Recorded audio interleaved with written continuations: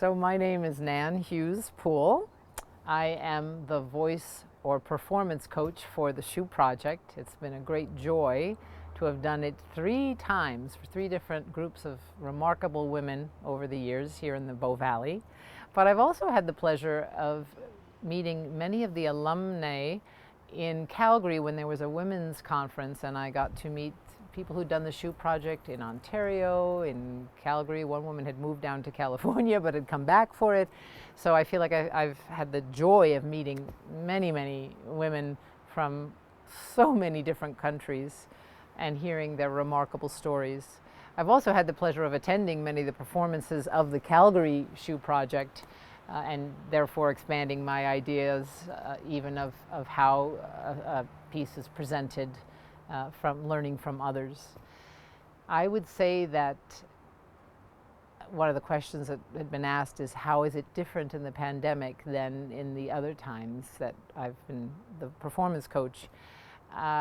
It has certainly been different in that it requires more online learning. We've been able to do some one-on-one, but we haven't been able to do group meetings because safety comes first. But it's remarkable how well Zoom worked for being able to gather together. And we did have to postpone our performances because we really do believe that that live component is one of the essential things that makes the Shoe Project so remarkable. Why?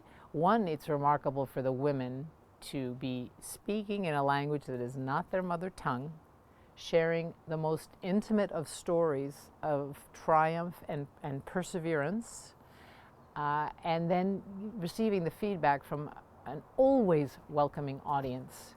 So that's from the perspective of the women who are doing this remarkable work and really working hard and with great dedication.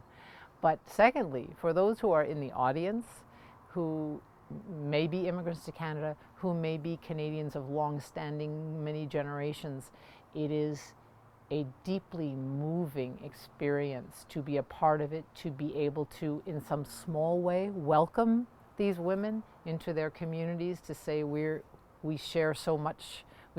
And that's what happens after the performance, where there's often a gathering.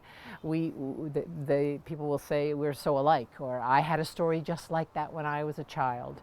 So I think that the Shoe Project does a great job bridging people who've been here before, people who are new here, to say we are all Canadian and we are all a part of it.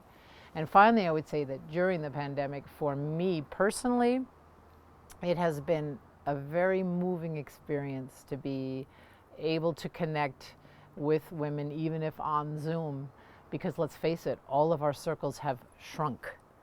Maybe we have a book club that has moved online, but we can't do the volunteering we might do. We can't go to church the way we usually do. I'm a singer. I'm a lyric mezzo-soprano. I'm used to singing on stages with many people listening. All that is gone.